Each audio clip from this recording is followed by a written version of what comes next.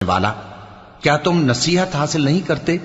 وہی آسمان سے زمین تک کے ہر کام کا انتظام کرتا ہے، پھر ہر کام ایک روز جس کی مقدار تمہارے شمار کے مطابق 1000 برس ہوگی اس کی طرف رجوع کرے گا۔ اسی شان کا ہے وہ خالق جو پوشیدہ اور ظاہر کا جاننے والا ہے، غالب ہے، بڑا مہربان ہے۔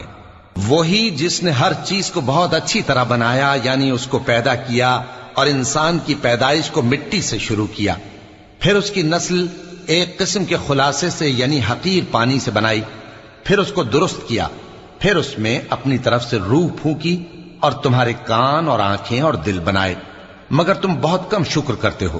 اور کہنے لگے کہ جب ہم زمین میں ملیا میٹ ہو جائیں گے تو کیا اثر نو پیدا ہوں گے؟ حقیقت یہ ہے کہ یہ لوگ اپنے پروردگار کے سامنے جانے ہی کے قائل نہیں۔ کہہ دو کہ موت کا فرشتہ جو تم پر مقرر کیا گیا ہے